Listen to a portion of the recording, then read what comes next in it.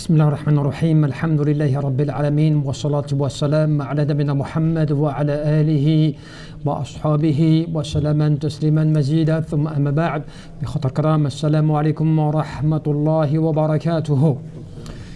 Inch'Allah, nous allons aborder quelques paroles très intéressantes et qui nous permettent aussi, Inch'Allah, toujours en cette situation de pouvoir analyser nos œuvres, al-a'mal, nos œuvres, et à savoir est-ce que ces œuvres, finalement, comment est-ce qu'on arrive à les catégoriser comme étant en réalité sincères ou pas. Et cela, il y a un secret à cela. Il y a un secret, et c'est comme cela qu'on découvre dans l'une de quelques paroles d'Ibn al-Qayyim rahmatullahi alayhi fi kitabihi Madarij as-Salikin. Eh bien, il explique quelque chose de très intéressant. Et lorsqu'il dit fa inna surura al-qalb مع الله سبحانه وتعالى وفرحه به وقرة العين به لا يشبه شيء من نعيم الدنيا البتة.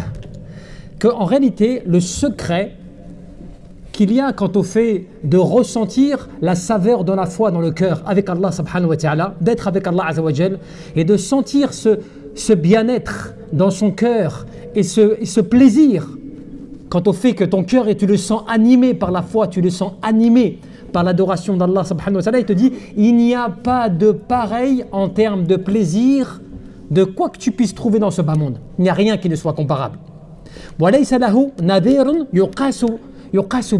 Il n'y a rien que tu puisses imaginer, que tu puisses analyser par ton cerveau qui va te faire te rendre compte de cette saveur, tu vois, de cette vraiment chose qui t'anime dans ton cœur, ce plaisir, ce désir que tu as dans le cœur, dans l'adoration d'Allah subhanahu wa ta'ala. Parce que cela, c'est l'une des situations, c'est l'un des plaisirs que vivent les gens du paradis.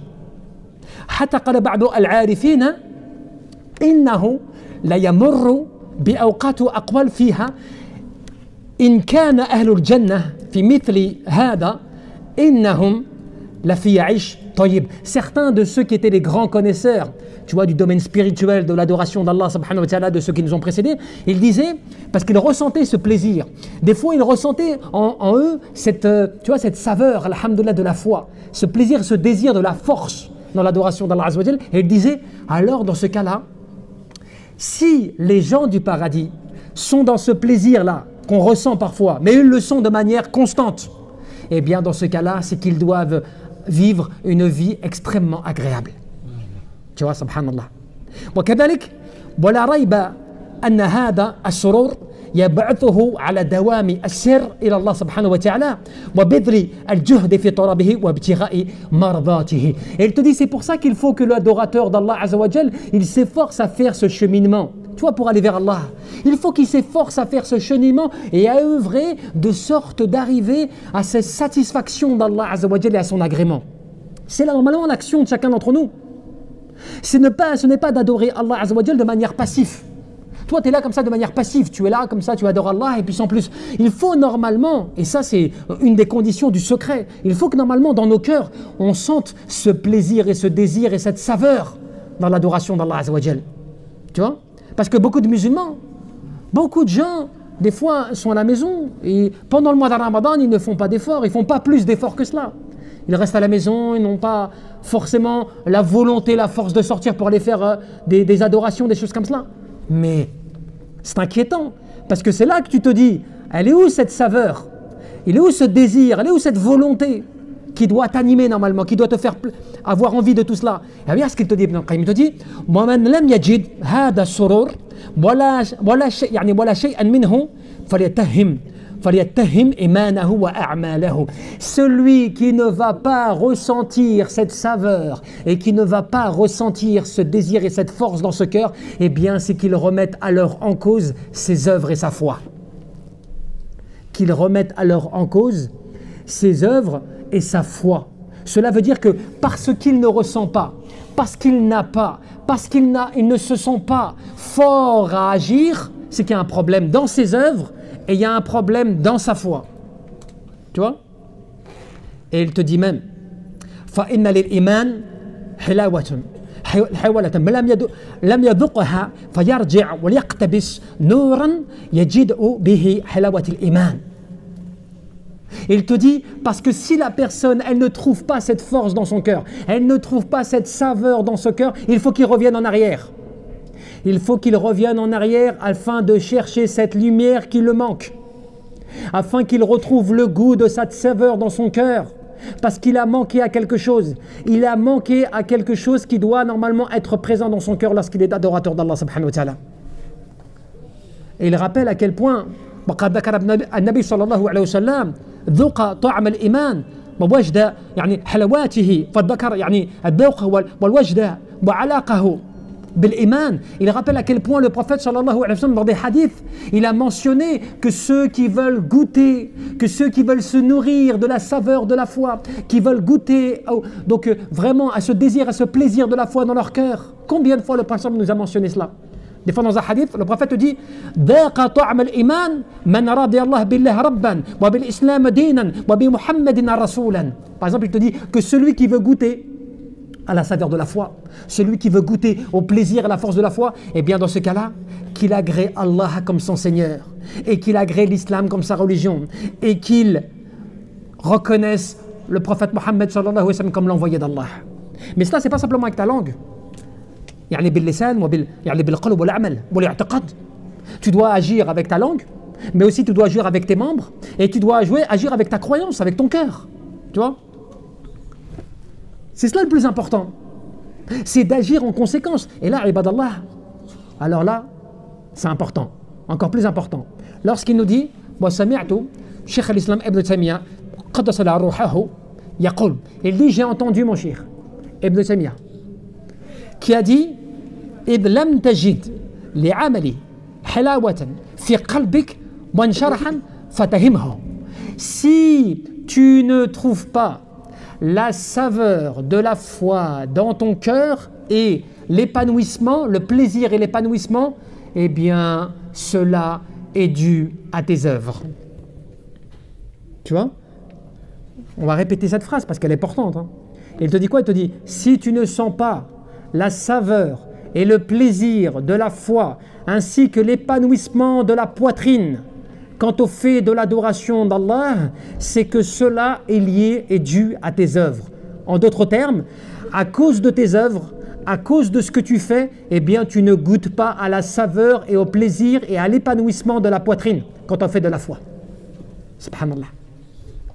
Qu'est-ce qui veut dire? Encore cela veut dire quoi? Cela veut dire qu'il se peut, donc alors que tu pratiques, que tu œuvres, que tu fasses des actions, que tu agisses pour Allah subhanahu wa ta'ala en apparence, mais en réalité, au fond, toi-même, tu ne goûtes pas vraiment à la saveur de la foi. Tu n'as pas vraiment le goût, tu vois, du plaisir, du désir de la foi. Au point que Ba'dul Arifin, comme je te le disais, certains, qu'est-ce qu'ils disaient? Ils disaient, si vraiment là, cette saveur qu'on sent des fois, ce plaisir, cette force que l'on a au fond de nous-mêmes, que l'on sent des fois, si c'est cela alors, que les gens, min ahl al-jannah, des gens du paradis vivent, c'est qu'ils doivent vivre alors, une belle vie. Ils doivent être dans une vie d'agréabilité totale. Totale. Et après, qu'est-ce qu'elle dit? Il dit, فَإِنَّ رَبَّ تَعَالَى شُكُرْ. Pourquoi? Pourquoi?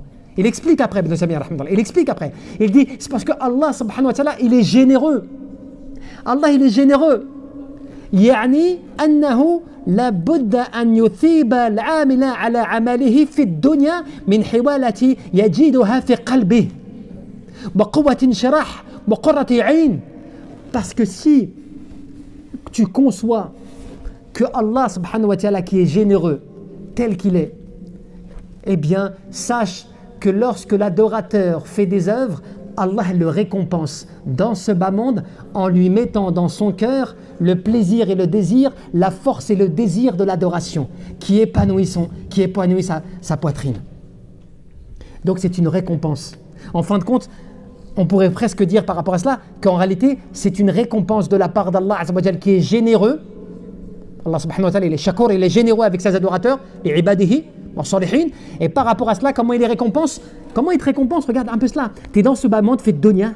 Tu ne goûtes pas encore, tu vois, le Jannah par rapport au paradis et autres. Allah subhanahu wa ta'ala, c'est comme s'il te donnait des échantillons. Tu as vu des échantillons?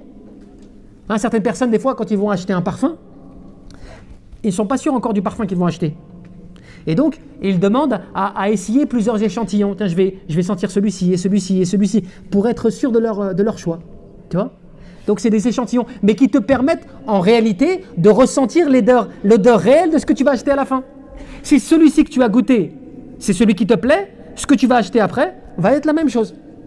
Eh bien, Allah Jalla fi'ala, il te donne ces échantillons par rapport à l'au-delà, par rapport, tu vois, à l'adoration d'Allah au paradis, par rapport à la récompense de l'au-delà. Et donc, qu'est-ce qu'il fait? Celui qui va agir comme cela, Allah Azza wa Jalla, il va agir, Allah subhanahu wa ta'ala, il lui fait hériter dans son cœur un plaisir, un bien-être, un épanouissement de la poitrine où il ressent une faveur, une saveur, alhamdulillah, de l'adoration d'Allah Azza wa Jalla.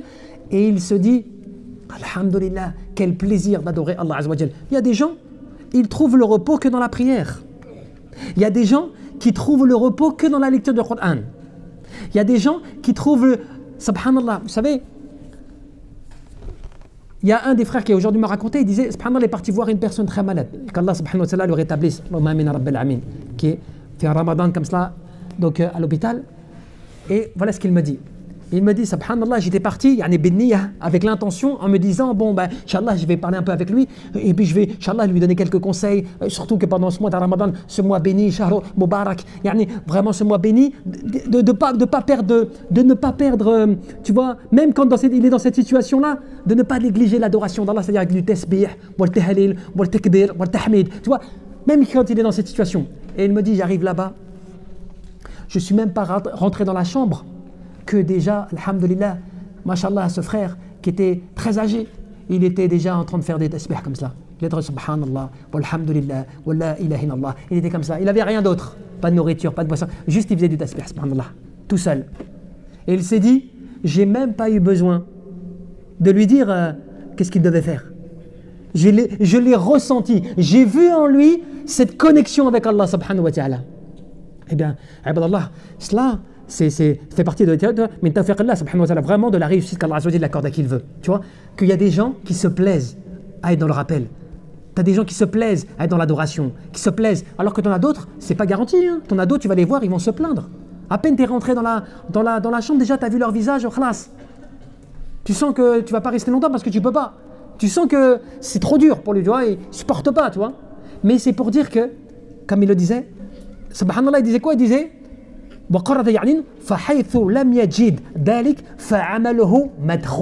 c'est cela qui est le plus important, ibadallah. Il faut qu'on réfléchisse sur cela. Et il dit, si la personne, elle ne trouve pas tout ça dans son cœur, si elle ne vit pas tout ça dans son cœur, eh bien, c'est que dans ses œuvres, alors, il n'y a pas assez de sincérité. C'est qu'alors, dans ses œuvres, alors, il n'a pas assez de sincérité pour ressentir cela. Subhanallah.